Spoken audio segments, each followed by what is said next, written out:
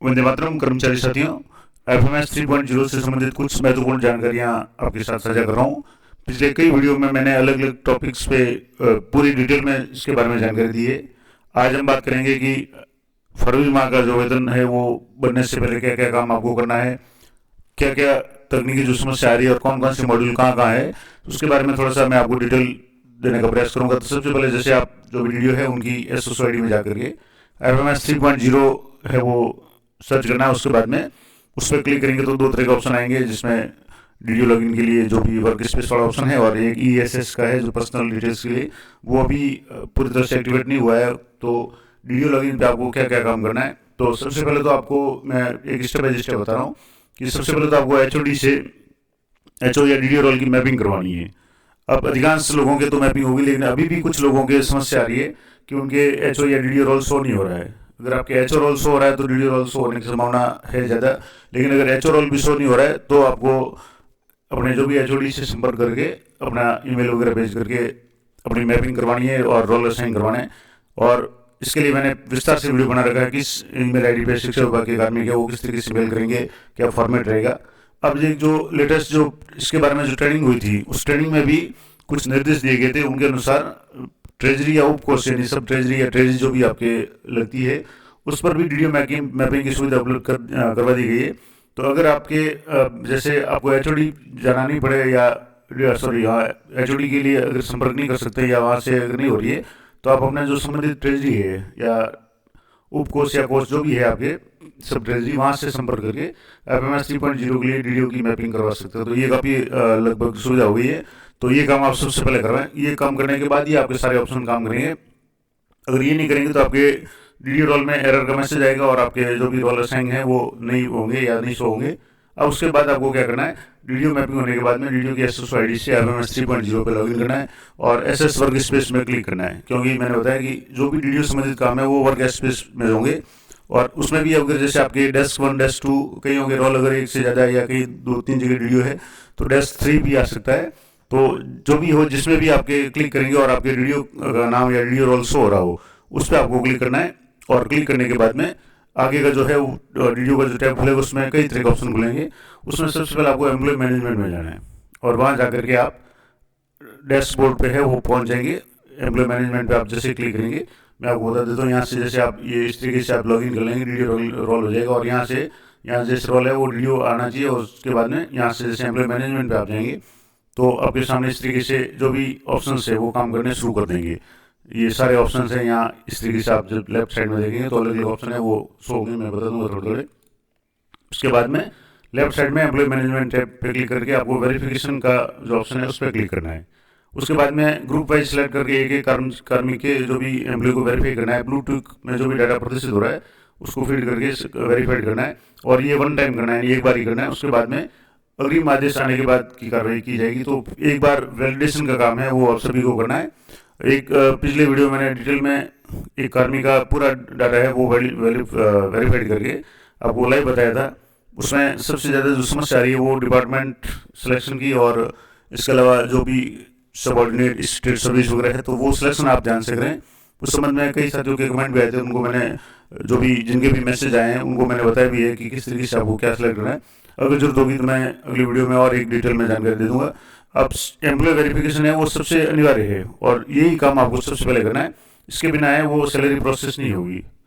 एक अभी जैसे कल की जो अपडेट थी उसमें कुछ संगठनों द्वारा मांग की गई है कि फिलहाल एफएमएस 3.0 पे डाटा वेरिफिकेशन में भी समस्या आ रही है।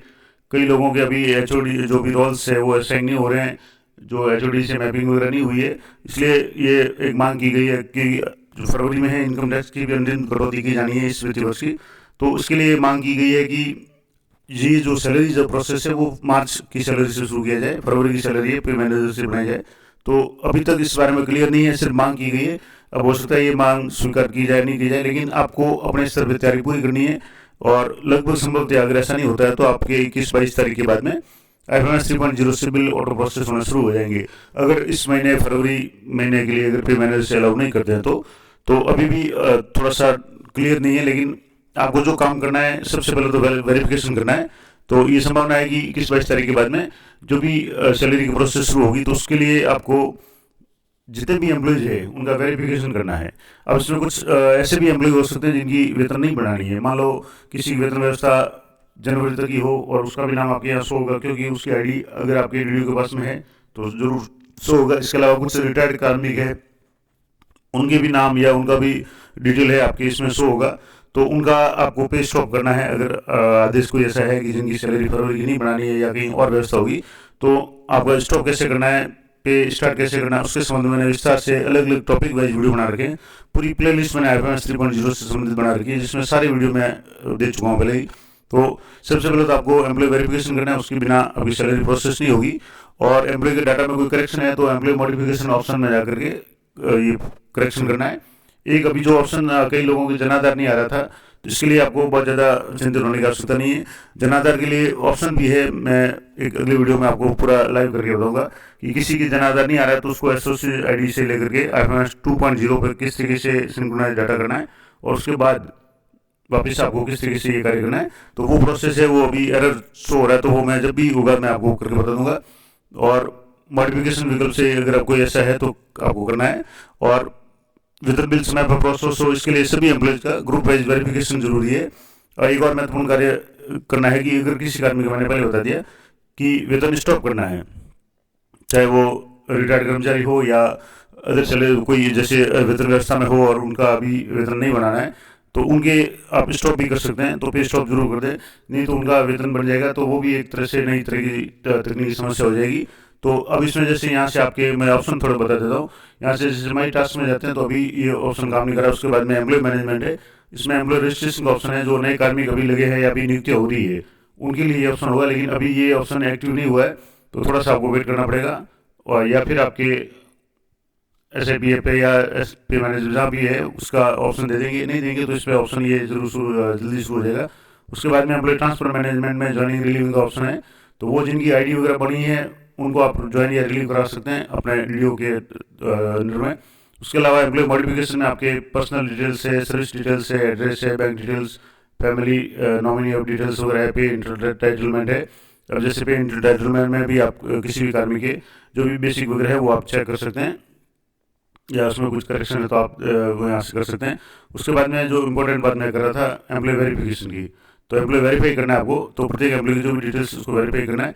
वेरीफाई करने के लिए आपको यहाँ से जो भी एम्प्लॉय है उनको सिलेक्ट करना है और इस तरीके से वेरीफाई करना है।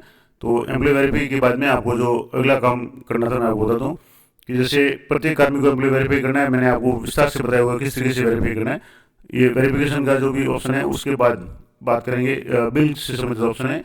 इसमें कई सारे ऑप्शन आपके हैं, जैसे बिल में यहाँ से आप क्लिक करेंगे तो पहला है इसमें सैलरी बिल्स। सैलरी बिल्स में सैलरी प्रिपरेशन है, इसके अलावा auto salary process, salary not process, regular salary. अब सैलरी प्रिपरेशन में आप जैसे ही क्लिक करेंगे तो स्टार्ट सैलरी, अगर किसी की गलती से स्टॉप होगी तो आप उसको स्टार्ट कैसे करेंगे, तो यहाँ से आपको क्लिक करके स्टार्ट करना है। अगर मान लो किसी की स्टॉप करनी है तो यहाँ से करना है। मैंने पूरा एक एक टॉपिक वाइज आपको विस्तार से वीडियो बना कर बताया हुआ है। इसके अलावा वैलिडेशन, प्री वैलिडेशन है सैलरी का, प्रत्येक कार्मिक आपको करना है। उससे पहले प्रत्येक कार्मिक की जो सैलरी डिटेल्स से आप जरूर चेक कर लें।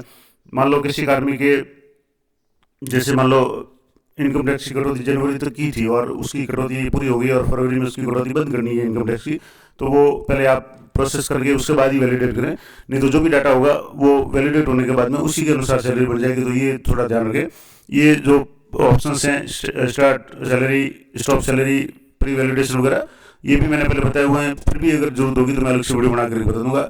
ऑटो सैलरी प्रोसेस है, इसके अलावा इसमें भी कई सारे ऑप्शंस हैं, सैलरी नॉट प्रोसेस वगैरह। तो इसके है। इसके बाद में MIS रिपोर्ट है, मिसलेनियस रिपोर्ट, जिसमें किसी कार्मिक की सैलरी स्लिप निकालनी है, फॉर्म 16 निकालना है, GA 55 है, सैलरी कंपेरिजन रिपोर्ट है, एम्प्लॉय लेजर है या 24Q। ये भी कुछ ऑप्शंस काम कर रहे हैं, कुछ नहीं कर रहे हैं। तो धीरे धीरे ये सारे ऑप्शंस हैं वो काम करना शुरू करेंगे। उसके बाद में अगला जो इसमें ऑप्शन दिया हुआ है वो बिल स्टेटस का है। तो बिल स्टेटस में आप बिल की स्टेटस चेक कर सकते हैं। इसके अलावा सैंक्शन का जो ऑप्शन है इसमें आपके कुछ ऑप्शंस हैं, वो है सैलरी सैंक्शन का। तो सैलरी सैंक्शन में जैसे मैंने कहा कि किसी कार्मिक की डिडक्शन है ऐड करना है या डिडक्शन जो भी था कटौती, इसको या तो कटौती को बंद करनी है, कटौती शुरू करनी है, अलाउंस को ऐड करना है, अलाउंस को डिलीट करना है। तो जो भी हो उसके बारे में मैंने यहाँ विस्तार से पिछले वीडियो में बना रखे हैं, मैंने पूरी एक सीरीज बना रखी है वीडियो की। तो जैसे इंडिविजुअल सैंक्शन, किसी अलाउंस है वो सैंक्शन करना है इंडिविजुअली किसी व्यक्ति को। जैसे कोई कटौती नहीं हो रही है, गलती से बंद हो गई और उसको शुरू करनी है, जैसे एचआरए की कटौती किसी की डिलीट हो गई, करनी थी इनकम टैक्स की और एचआरए की आपने डिलीट कर दी, तो यहाँ से आप अवश्य अलाउंस सैंक्शन में जा सकते हैं। अलाउंस सैंक्शन बल्क में अगर कोई करनी हो पूरे ग्रुप की तो यहाँ से कर सकते हैं। डिडक्शन सैंक्शन का मतलब व्यक्ति किसी कार्मिक की कोई डिडक्शन है, वो जैसे जनवरी माह में आपने इनकम टैक्स बंद कर दिया था, लेकिन अब आपने पूरा जीए परसों निकाल करके, एस्टिमेट निकाल करके कैलकुलेट किया कि अभी भी टैक्स बकाया है और फरवरी में टैक्स की कटौती करनी है, तो आप यहाँ से डिडक्शन सैंक्शन में जाकर के इंडिविजुअली किसी कार्मिक का इनकम टैक्स ऐड कर सकते हैं या और कोई कटौती। डिडक्शन बल्क का मतलब पूरे ग्रुप की अगर कोई डिडक्शन करनी है तो वो आप कर सकते हैं। तो ये सारे ऑप्शन है। इसके अलावा माई ईएसएस में जो भी कार्मिक स्वयं से संबंधित, डीडीओ से संबंधित जो भी जानकारी होगी वो होगी। तो ये पूरे ऑप्शन हैं, मैंने आपको बता दिए और इनके बारे में मैंने लगभग प्रत्येक टॉपिक पे वीडियो बना रखे हैं। फिर भी कोशिश करूंगा कि और भी अगर आपके जरूरत होगी तो मैं टॉपिक वाइज वीडियो बनाने का प्रयास करूंगा। तो ये पूरी जानकारी थी कि आप क्या क्या काम आपको करना है। तो सबसे पहले आपको काम है एम्प्लॉय वेरीफाई का काम करना है, वो आप सबसे पहले करें। उसके बाद में अन्य जो भी निर्देश है, विभागीय निर्देश, उसकी पालना करें। और मैं हर वीडियो में कहता हूँ कि आप, मैं जो भी जानकारी दे रहा हूँ आपकी सुविधा के लिए दे रहा हूँ। अगर आपको कुछ भी कंफ्यूजन है तो कृपया आपके जो भी विभागीय अधिकारी या जो उच्च अधिकारी है और या फिर आप ट्रेजरी से संपर्क करके ये काम करें। मेरा जो प्रयास है वो आपको जो भी सूचना देने का है, जानकारी देने का है, किस तरीके से ये प्रोसेस होगा। तो एक बार चैनल पे जरूर विजिट करें और ये पूरी प्ले लिस्ट मैंने IFMS 3.0 से संबंधित बना रखी है प्रत्येक टॉपिक पे, तो वो जरूर देखें। मिलते हैं नेक्स्ट वीडियो में, तब तक जय हिंद, जय भारत।